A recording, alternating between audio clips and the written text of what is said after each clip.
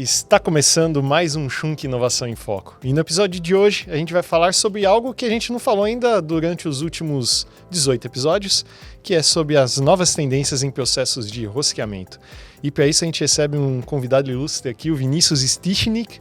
Eu tive que aprender como falava o sobrenome dele antes da gente gravar o nosso podcast. Mas o Vinícius ele possui mais de 20 anos de experiência em ferramentas de usinagem, está nesse período à frente da equipe técnica e mais recentemente da equipe comercial do SG como gerente nacional de vendas. Possui pós-graduação em comunicação com o mercado pela SPM e bacharel em publicidade e propaganda pela AMB Morumbi.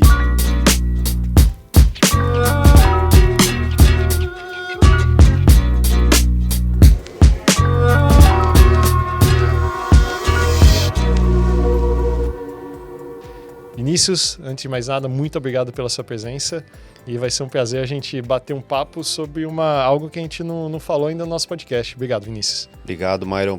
Eu que agradeço aí o convite, tá? É um prazer estar aqui com vocês, batendo esse papo. Muito bom. Antes da gente iniciar no tema aqui do nosso podcast, eu acho que é legal você contar um pouquinho sobre sua trajetória, é legal falar um pouquinho sobre o SG, né? O SG Sim. É uma empresa com 85 anos mundialmente e 50 anos já aqui no Brasil. Perfeito. Acho que é uma empresa que trouxe bastante tecnologia para o setor de usinagem. Acho que é legal você contar também um pouquinho sobre a SG. A palavra é contigo, Vini. Legal, Myron. Bom, meu nome é Vinícius, como você já falou. Minha esposa é a Pamela, tenho 2 filhos, a Lavínia de 9 anos e o Miguel com 1 ano. Estou na USG já há 25 anos, né? É o meu primeiro emprego praticamente, trabalhei com meu pai numa empresa de comunicação visual, foi isso que me levou para a área de marketing, né? Publicidade. E comecei como vendedor interno na USG, fui para a área de vendas, na área de coordenação de produto, de vendas externas, né? E alcancei a gerência nacional de vendas, né? Tenho uma experiência interessante também, morei no Japão, né, por quase 1 ano, fui para lá para desenvolver um produto, né, que hoje é recorde de vendas, é um produto muito vendido, né, muito utilizado por diversos clientes, chama Sigma, né, um macho. Enfim, essa é a minha trajetória na USG e é isso. Muito bom. É legal de ver, né? Quando uma pessoa começa numa empresa, ele vai se desenvolvendo. É legal porque é possível você conhecer um pouquinho de cada área da empresa, né? Entender como que cada área se comporta. Perfeito. E assim, você vira especialista daquele tipo de produto que a empresa fornece. E a OSG? Conta um pouquinho da gente sobre o que a OSG faz, como que a OSG começou. É uma empresa japonesa. Tem a sua... quase uma empresa centenária, né? Sim. São mais de 80 anos aí no mercado. Conta um pouquinho pra gente, Vini. Sim, a USG ela começou no Japão, né? Nosso principal produto é o macho, né? A ferramenta de roscar. Desenvolvemos também a parte de furação, a parte de fresamento inteiriço, né? Também temos a parte de intercambiável, mas o nosso principal produto mesmo é a ferramenta de roscar, é onde a gente é especialista.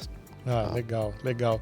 E hoje são quantos funcionários que hoje o SG tem a nível mundial? A nível mundial são aproximadamente 7.000 funcionários. Tá. Né? Aqui no Brasil nós temos em torno de 400 funcionários. Uhum. Tá? E vocês estão em Bragança Paulista? Nós estamos em Bragança, que é a matriz Brasil, e nós temos uma filial em São José dos Pinhais, no Paraná. Legal. E lá é mais focado para a parte de reafiação? Isso, a parte de especiais e reafiação. Aqui no Brasil vocês fabricam também somente os produtos especiais ou também fabricam produtos padrões? Qual que é o foco? Na verdade, a gente fabrica a linha padrão, né, tanto para o mercado nacional quanto para exportação. Hoje, 30% do que é produzido em Bragança Paulista é exportado para Japão, Estados Unidos e México. Legal. Tá? Uma curiosidade, a gente é nível 5. É um nível máximo de qualidade, então os nossos produtos feitos aqui no Brasil, eles são destinados direto para o consumidor final nesses países. E quando a gente fala de quantidade, você tem uma estimativa de quantos machos são produzidos anualmente na OSG? Nós fabricamos hoje em torno de 250 mil peças de machos por mês. Uau. Aqui na unidade de Bragança Paulista. Uau, por mês? Por mês. Uau, a gente está falando mais de 2 milhões aí por ano. A nossa matriz, só para ter uma referência, ela está em torno de 1 milhão a 1,5 milhão. Mês? Mês. Uau, fantástico. Então ela fornece para todo mundo, né? Os produtos premium são fabricados lá. Ah, que legal, muito bom, muito legal. O processo de rosqueamento é um processo, vamos dizer assim, necessário em toda peça usinada. Sim. Então, não tem uma peça usinada que não tenha um furo que é roscado, né? E daí a importância dessa nossa conversa. Mas aí eu entro para você aqui com uma pergunta. Quando falamos de processo de rosqueamento, temos diferentes matérias de corte. A gente abordou um pouquinho sobre ferramentas, tendências e tudo mais. E como é que está o desenvolvimento dessas ligas aí para os machos, para os sistemas de rosqueamento e tudo mais? Como é que foi o desenvolvimento com o passar dos anos, Vinícius? Na verdade, o macho, ele hoje se resume no HSS, né? Okay. Para algumas aplicações específicas, a gente utiliza o metal duro, né? E também o aço sinterizado, né? Que é a metalurgia do pó. Né? Igual parecido com o metal duro, né? Mas hoje o mercado nacional ele utiliza muito o HSS, muito pelo custo, né?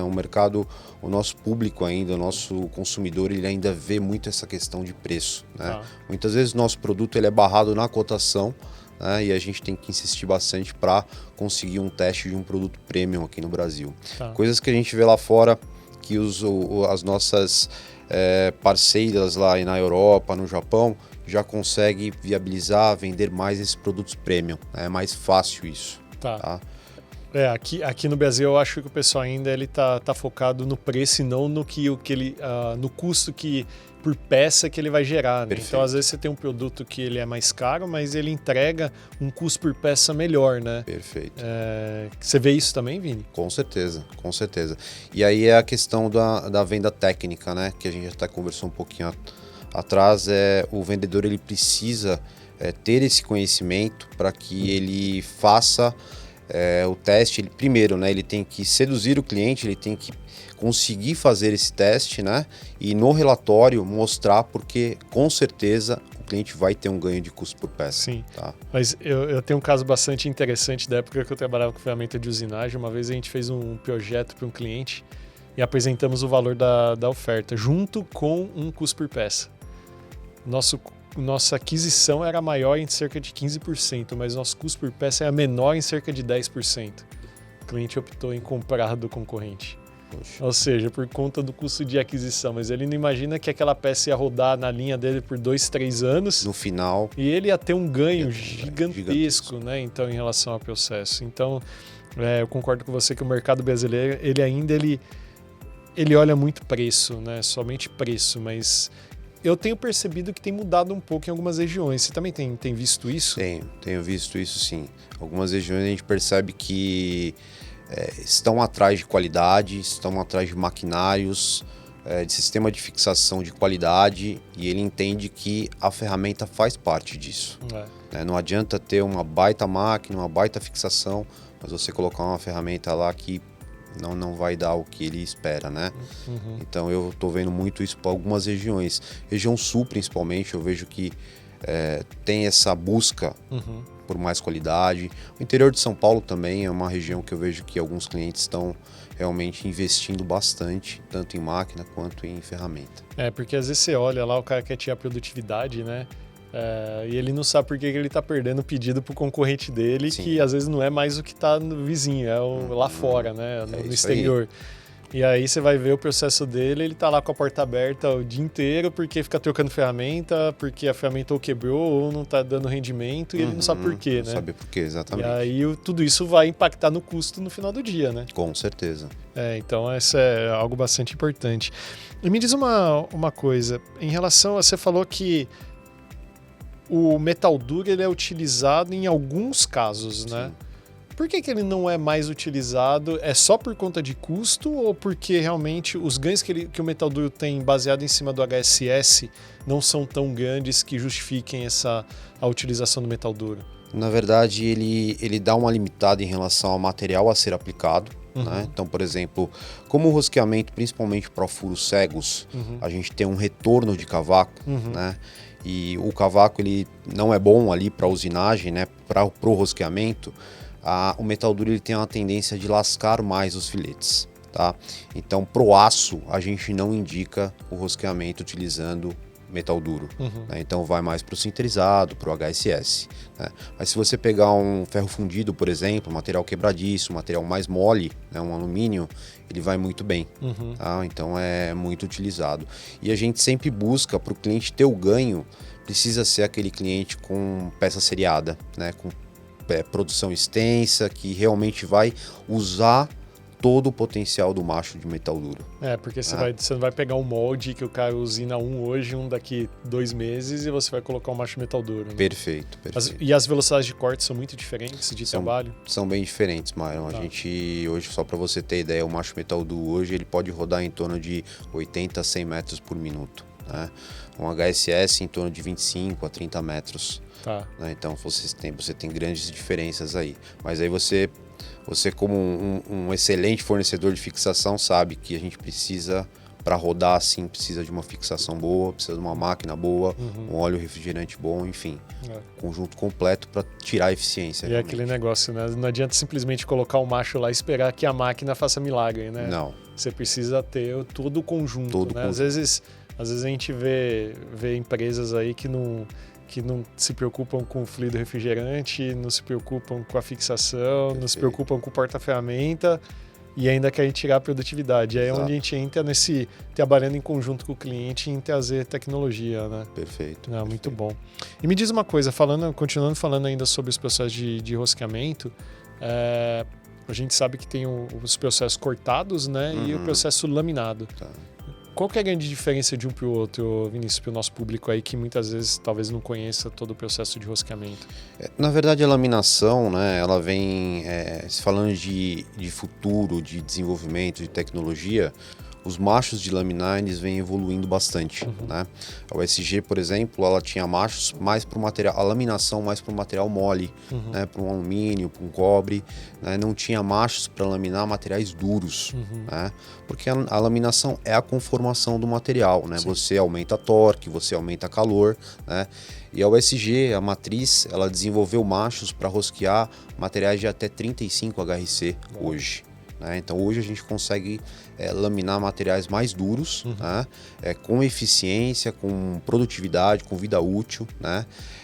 A grande diferença é para os machos, para os furos, onde você tem furações, rosqueamentos com maior que 1,5 D, né, o diâmetro de comprimento, onde a dificuldade do cavaco é complicada, né? A extração desse cavaco, a gente indica a laminação, porque ela não gera o cavaco, então é uma rosca limpa, né? Entendi. Então, até essa questão da sustentabilidade, né, é importante porque já é possível rosquear com um laminador com MQL, né, que é a mínima quantidade de lubrificação, e não gerando resíduo, né, não gerando cavaco, né? Então é uma tendência sim para onde pode ser aplicado, né? Mas ainda existe uma resistência em relação a peças de segurança, por exemplo, peças para máquinas ou para produtos alimentícios, onde não pode ficar resíduo, né? Por quê? Porque o filete da rosca laminada, vamos imaginar um Uzinho, né? Ele fica um vulcãozinho na crista do filete, né? Então ali pode ficar resíduos, ali pode ter algum problema, tá? É diferente da rosca cortada.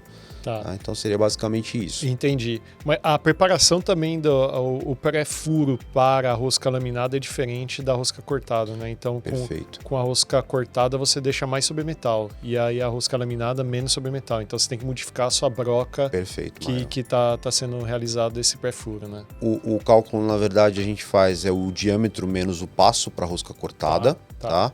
E para a rosca laminada é o diâmetro menos meio passo.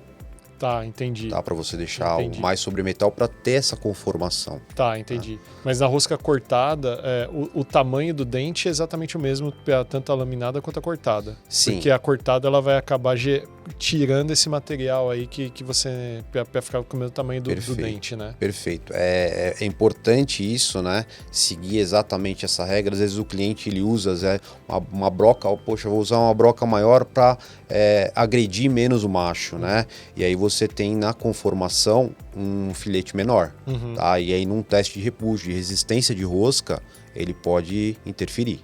Eu falo bastante sobre isso daí porque trabalhei muito tempo com desenvolvimento de ferramenta, né? E a gente sempre tinha que analisar, tá, mas a rosca vai ser cortada, a rosca vai ser laminada, como que vai ser? E eu sei que às vezes na indústria o pessoal, vamos usar essa ferramenta mesmo para que vai dar certo, né? Perfeito. É onde os problemas começam a acontecer. Exatamente, né, exatamente, é isso mesmo. Muito bom.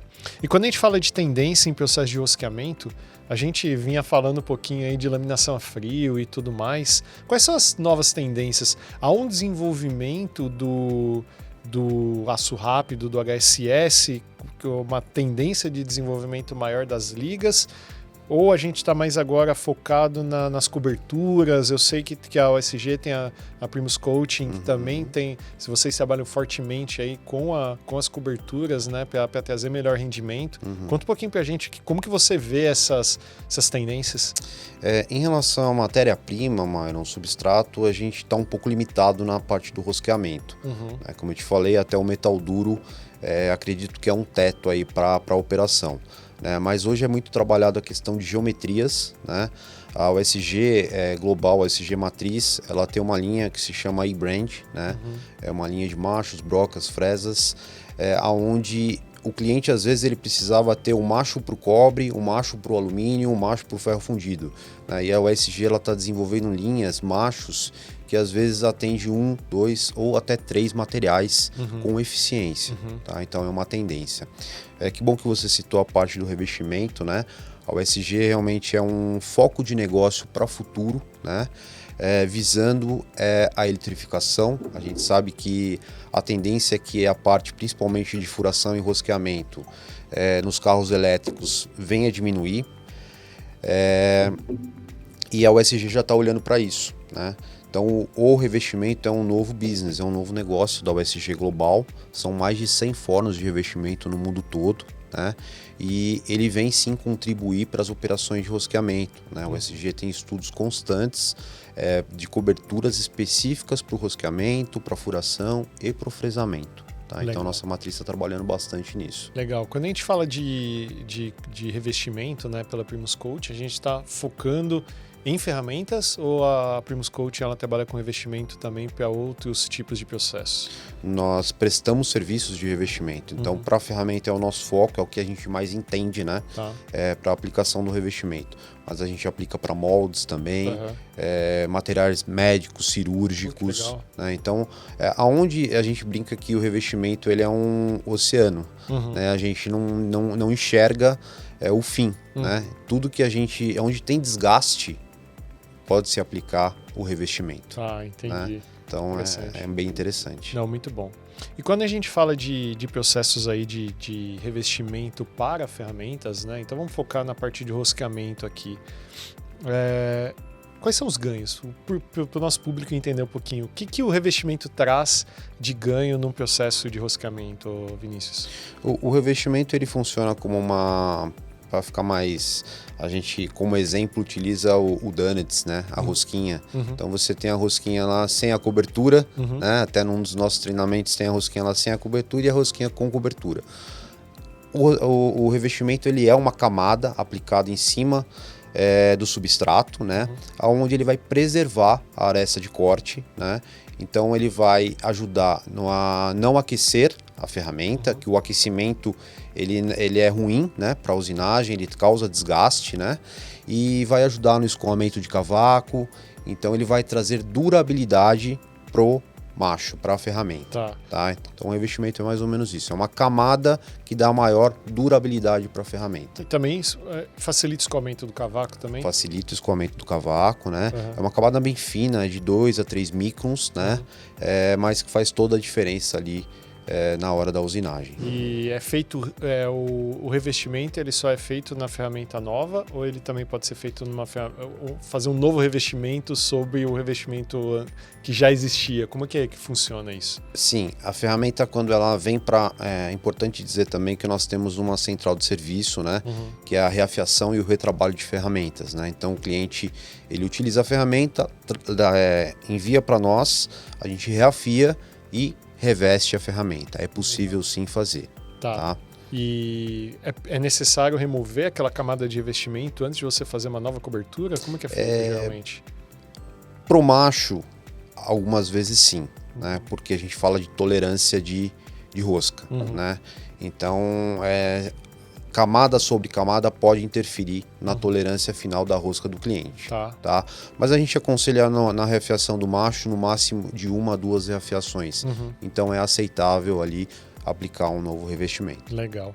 Falando um pouquinho sobre, a gente falou de revestimento, mas você me disse em umas conversas anteriores aí que o ESG está com um grande foco global aí na parte de laminação a frio. Perfeito. O que é a laminação a frio, Vinícius?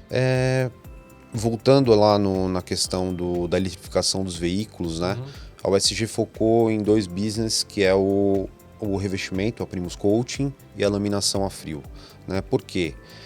Na parte dos veículos, entende-se que a parte de direção, a parte de eixo, onde tem as estrias, né? Vai continuar existindo, né? Então a parte vai ter a bateria, não vai ter mais um motor, a combustão, mas vai ter a parte de direção e a parte de eixos, onde é aplicado a rosca, as estrias, né? Então a USG está investindo muito nisso. No Brasil foi aberta uma célula para fabricação e reafiação de barras laminadoras, né?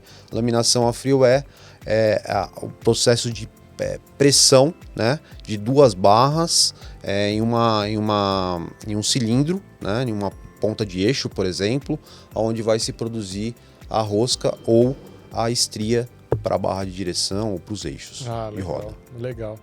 São processos que muitas vezes a gente olha um produto em linha e a gente não sabe como que ele foi feito, né? Sim. É interessante. Eu acho que vale a pena a gente entrar um pouquinho nesse detalhe aí sobre como que vocês estão vendo essa parte da eletrificação. Acho que é um tema que hoje é muito falado, né? Sim. Então, quando você tem um carro que você tem combustão, então você tem N componentes ali dentro do veículo. Como que você, Vinícius, agora tirando o ESG de lado, como que você enxerga essa tendência agora dos veículos elétricos? Como que, ligado à usinagem, como que vai ser a usinagem daqui para frente quando a gente fala de veículos elétricos? Que hoje é um grande foco aí da usinagem em si, né? De componentes, peças cúbicas e tudo mais. Como que você vê esse futuro, Vinícius? Para nós, Myron, vai diminuir bastante, né? Hoje, em torno de 80% do que a gente atende de mercado global é voltado para a parte automotiva, né? Para o segmento automotivo. E a gente sabe que cabeçote, o bloco, eixo comando, virabrequim, biela não existirão mais, né? Então, como eu falei há pouco, a parte de laminação a frio ela vem aí para a gente continuar dentro do segmento automotivo, né? Mas a gente entende que vai diminuir bastante, né, a parte de usinagem. Até vi um podcast aqui do Conrado, né? Ele falando que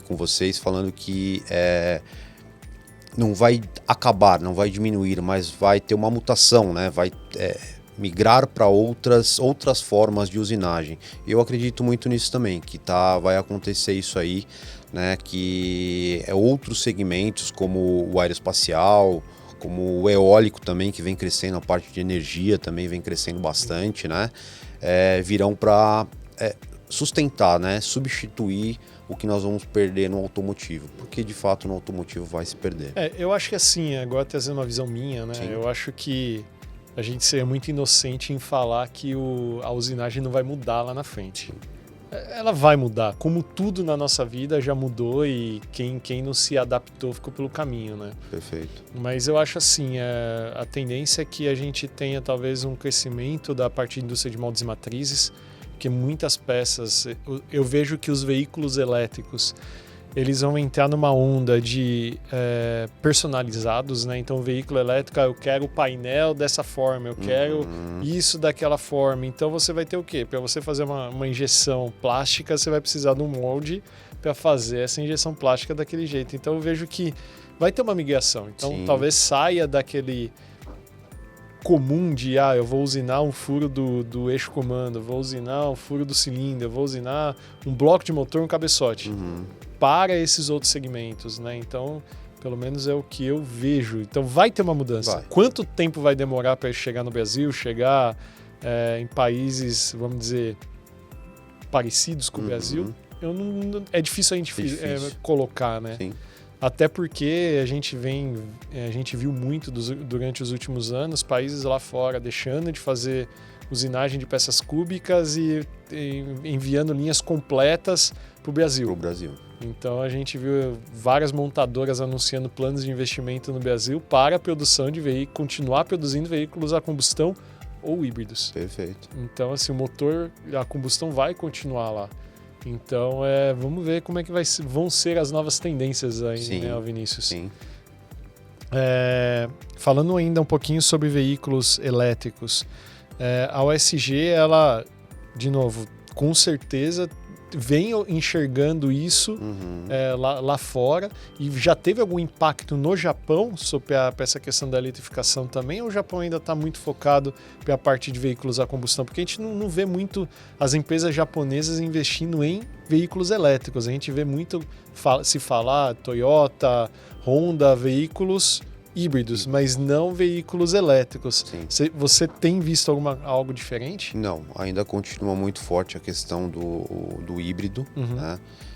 Lá no Japão, eles são prepulsores, né? Eles trouxeram essa tecnologia, a Toyota, como você falou, e a gente não sentiu ainda, em termos de fornecimento de ferramenta, uma queda. Tá? Ainda o híbrido é muito, muito forte lá no Japão. Entendi. E falando sobre o mercado nacional, agora falando um pouquinho da onde nós estamos, né? Como que você tem enxergado? A gente teve 2020, um ano muito complicado por conta de pandemia. Depois a gente teve um crescimento acelerado aqui no Brasil, no pós-pandemia. A gente veio falando bastante sobre o mercado nacional aqui. Acho que é legal a gente entrar em mérito do mercado nacional. Então a gente teve o ano de 2020, o ano pandemia, depois começou um pouquinho a acelerar, tivemos anos excelentes ali, 2021, 2022, mas a gente fala do ano passado, ano 2024, comecinho do ano passado, um pouco conturbado e depois uma aceleração. Como que você vê todo esse ciclo, Vinícius? Para onde você acha que o mercado nacional está indo? Mário, é uma boa pergunta, né? A gente conversa bastante em relação a isso. A gente percebe que o cenário econômico, o cenário político, ele já interferiu mais, né, na questão negócios, na questão mercado. Né? Hoje interfere menos, né? Mas é difícil você, até na hora de a gente fazer um budget, né? Você para a Alemanha, a gente para o Japão, é difícil você prever, né, um ano, né, como vai ser e tal. Mas o importante é as nossas empresas estarem inovando, né, estarem trazendo tecnologia, né, porque a OSG, com os novos produtos, os novos lançamentos, os novos focos de negócio, né, a gente não sofre grandes turbulências, né, em relação ao cenário econômico. Mas é muito difícil prever alguma coisa. Né? Nós temos que trabalhar, focar e realmente... Bola de cristal, né? É difícil, né? Até lá no Japão perguntam, né? Nossa, por que cresceu tanto, né? E agora os budgets estão sendo com crescimentos menores, né? Porque realmente foi um momento, como você falou, né? Do pós-pandemia ali, teve um crescimento enorme, né? Acelerado, desculpa. Teve um crescimento acelerado e realmente não conseguimos explicar, né? Aumentou o consumo, né? Mas agora a gente vê que estabilizou um pouco. Né, está um pouco mais estável, mas a OSG ano a ano continua crescendo, né, em patamares menores, mas continua crescendo o seu faturamento. Você acha que esse crescimento ele está um pouco ligado à necessidade das empresas a nível nacional, a gente falando somente de Brasil, de atualizar o seu parque fabril, já que a gente é sabido que as empresas aqui no Brasil, eles ainda trabalham com tecnologias um pouco ultrapassadas. Ou com métodos de processo. Não dá pra gente generalizar, mas a gente vê muito isso na indústria. Você acha que está um pouco ligado a isso? Pessoal, eu preciso melhorar, senão vou ficar para trás. Eu acredito que sim, Myron. A gente vê com nossos parceiros, nossos amigos fabricantes de máquinas, né, por exemplo, a gente vê que as vendas estão crescendo, né? A gente vê clientes aí substituindo máquinas obsoletadas, máquinas mais velhas. Você que está na automação, a gente estava conversando um pouquinho, como estão buscando mais essa parte de robôs, né? Porque é o que você falou, se não atualizar, não se torna competitivo e perde para o mercado externo, né? Então, realmente, é essa necessidade e o consumo acaba aumentando de consumíveis, né? De ferramentas, de fixação, e é realmente isso que você falou. E como que você enxerga o mercado nacional? Você tem a gente já entrevistou algumas pessoas aqui falando de mercado mais voltado à Europa, né? Mas como que você compara hoje o mercado nacional com o mercado do Japão? Você teve a oportunidade de morar quase um ano lá. Como que você compara o nosso mercado com o mercado japonês? Vamos falar de OSG, né? Eu vejo o mercado japonês, a cultura japonesa é uma cultura de fidelização, né? Então, assim, é muito difícil trocar, né? E aqui no Brasil a gente vê que às vezes não basta você dar um excelente atendimento, não basta o seu produto ser bom. Você volta lá no seu cliente e 1 mês ou 2 meses depois ele já não está mais com a sua marca, não está mais com o seu produto. Então, assim, existe uma fidelização maior do público japonês em relação às marcas. Tá? Eu percebi isso lá. Né? Então, eles são muito fiéis às marcas. E aqui no Brasil a gente vê essa volatilidade, né, em relação à troca, né? Não tem essa fidelização, né? Você precisa fazer um trabalho muito mais próximo ali para que o cliente amarrar às vezes num contrato, alguma coisa assim, para que você continue fornecendo, né? Eu acho e lá no Japão eles aceitam mais as novidades tecnológicas que aqui? Como é que é? Com certeza, Myron. Lá eles aceitam mais e o custo também para eles lá é menor, né? Hoje, quando a gente fala de ferramentas de tecnologia, a gente traz de fora, a gente traz do Japão. Né? Então, a gente tem impostos, a gente tem moeda, né, que realmente eleva muito esse custo. Né? E para eles lá é muito mais acessível, né, em relação a custo. Outro dia me fizeram uma pergunta, foi muito interessante. Estava num evento e eu estava palestrando lá e me fizeram uma pergunta. Tá, Myron, você está falando que o Brasil está um pouco para trás em relação à tecnologia, mas a tecnologia muitas vezes o empresário ele está vendendo o almoço para pagar o jantar, né? Perfeito. Mas exagerando um pouco. E aí me perguntaram o que você acha que deveria mudar. E aí eu dei uma resposta que eu gostaria de compartilhar contigo e ouvir sua opinião. A minha resposta foi a seguinte: países que saíram do mesmo patamar que nós estamos hoje só mudaram quando as empresas receberam incentivos para renovar o Parque Fabril. Se a gente pega hoje dados reais, dados de Abimac, a idade média do Parque Fabril nacional, máquinas, equipamentos, centros de usinagem, por aí vai, é 25 anos. É isso. Você pega Estados Unidos, 3, 4 anos. A Alemanha, mais ou menos a mesma coisa. China já está chegando a idade média de máquina de máximo 10 anos e caindo. O Brasil é o contrário, a gente vê crescendo essa idade média de máquinas, né? E aí a minha resposta foi, eu vejo que o governo deveria fazer um trabalho muito forte com a indústria nacional de incentivo à inovação para que o Brasil continue sendo competitivo, senão com máquinas antigas, a gente não vai conseguir tirar a mesma produtividade que eles estão tirando lá fora e, consequentemente, não vamos ser competitivos. Qual que é a sua visão? Compartilho, a ideia é a mesma, eu também penso muito nisso. Hoje o empresário ele tem que ser eu falo que o empresário aqui no Brasil ele é vitorioso, né? Porque ele persiste, ele é resiliente, né? Porque realmente as taxas de impostos são enormes, né? Não tem uma ajuda, não tem um incentivo para essa renovação, né? Então tudo sai do bolso dele, né? Então é muito difícil mesmo, e eu atrelaria uma coisa que é a educação. Eu acho que também a base da educação ela precisa ser melhorada, né? A gente precisa ter um Parque Fabril realmente reestruturado, mas a educação também ela precisa começar a mudar, né? Incentivar um pouco mais, nesses cursos profissionalizantes. A base precisa ser mais sólida para que a gente tenha profissionais capacitados, né, para levar essa indústria, né? Vocês estão com dificuldade de contratação de mão de obra qualificada lá na USG também? Estamos com muita dificuldade. Né? A Bragança Paulista é uma cidade pequena, né, em torno de 170, 180 mil habitantes.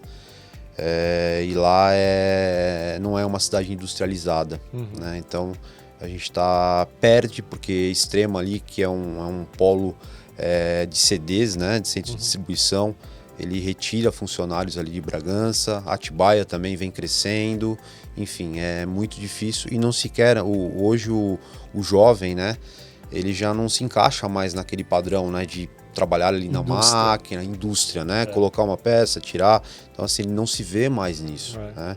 Então, a gente está tendo muita dificuldade, Myron. E a indústria, ela deixou de ser atrativa, né? Deixou de ser atrativa. Pro jovem. Perfeito. Porque a gente eu vejo que a indústria ela foi perdendo essa tecnologia, né? Então, não trouxe a inovação, então acabou deixando de ser atrativo para essas pessoas. Perfeito. Mas aquele jovem que investir na indústria e ele vai ser muito bem recompensado lá na frente. Com certeza. Porque a indústria ela tem o seu timing, né? Não é hoje que você entra que amanhã você vai ter o retorno. Ele demora um pouco mais. Demora. Mas quando ele vem bem sólido, bem né? Alicerçado, exatamente. E é algo que eu venho sempre falando. Você falou um pouco de qualificação junto com o Senai. Então, dentro do Senai, a gente tem colocado bastante isso para os alunos. Pessoal, não adianta vocês imaginarem que vocês vão entrar numa indústria e amanhã vocês vão estar voando. Dê tempo ao tempo, né? Eu acho que é um pouco disso. E eu vejo que o Senai ele vem trabalhando muito forte essa renovação dos cursos, trazendo tecnologia também para as escolas, para realmente trazer o profissional qualificado para quando ele for para as empresas desempenhar o seu papel, seja operando um equipamento, seja tendo a sua própria empresa. Então, acho que eu vejo um pouco disso também. É isso mesmo. Inclusive, o Senai de Bragança é um Senai que vem desenvolvendo demais, né? Eu tive a oportunidade de estar lá recentemente, então é bem legal de ver a evolução dessas escolas. Realmente, o Senai a gente percebe que está mudando, né? Está tendo um investimento alto e eu acho muito importante isso. E eu acho que o Brasil ele se destaca quando a gente fala de Senai, né? Sim. Então são poucos países que têm essa tipo de ensino centralizado, vamos chamar assim, num tipo de instituição como é o Senai. Vinícius, a gente está chegando no final do nosso podcast. Eu acho que foi um bate-papo muito legal. Sim. Sobre rosqueamento. De novo, para mim também é um processo novo. Então, não é algo que eu me envolvi muito na minha carreira, mas é um processo legal de entender como que funciona e estar presente no nosso dia a dia. Tenho certeza que todo mundo aí que foi pegar qualquer coisa que tiver aí tem pelo menos um fio roscado Uma rosquinha, né? no produto. Muito bom. Legal. Vinícius, você acompanha as redes sociais? Como que você... Acompanho sim. Como que o pessoal te encontra aí nas redes sociais? No LinkedIn é Vinícius Stichnik, é meu sobrenome. Pessoal, vai estar o nome dele no podcast, tá? Então pode copiar lá que vai ser mais fácil. A OSG é OSG Sul-Americana de Ferramentas Limitada no LinkedIn, e no Instagram é OSG Sul-Americana. Muito bom. Tá bom? Deixa um espaço para você para uma mensagem final que você gostaria de passar para o nosso público. Bom, acho que o tema aqui ele é muito relevante, né? A questão da inovação. Eu digo que é um caminho sem volta, né? A inovação ela precisa existir. Então vamos trabalhar juntos, né? Para que a gente consiga aí, como você falou, a questão da renovação, né? Não é só de máquinas, mas da renovação realmente de mentalidade, né? A gente precisa realmente inovar, renovar para continuar existindo. Eu acho que essa é a mensagem que eu deixo. Muito bom, Vinícius. Bom, esse aqui é o primeiro episódio de 2025. Eu espero que a gente consiga, durante esse ano aqui, trazer grandes convidados como o Vinícius e fazer desse podcast trazendo mais informação para o nosso público. Bom, falando um pouquinho, não poderia deixar de agradecer também a Isabela e o Henrique, que estão por detrás das câmeras aqui. Eles fazem esse esse episódio e esses episódios acontecerem. Não é simples, parece simples, Sim. mas tem todo o trabalho aí de edição, de preparação de conteúdo e tudo mais. Bom, sobre a Schunk, vocês encontram a Schunk nas redes sociais, no LinkedIn, Schunk Brasil, no Instagram e no Facebook, SchunkBR, nosso site, schunk.com. Em breve, muito em breve, nosso site finalmente traduzido para o português, onde vocês vão conseguir buscar inovação, buscar tecnologia, e a gente vem trazendo bastante conteúdo esse ano. Mais uma vez, Vinícius, muito obrigado pela sua presença. Foi um prazer a gente falar sobre esse tema bastante interessante, falar sobre o ESG, e eu espero que você também tenha gostado, como assim eu gostei. Gostei muito, Myron. Muito obrigado aí pelo convite e conte com a gente. Muito bom. Pessoal, também espero, como eu disse, que vocês tenham gostado desse episódio. Até o próximo e tchau.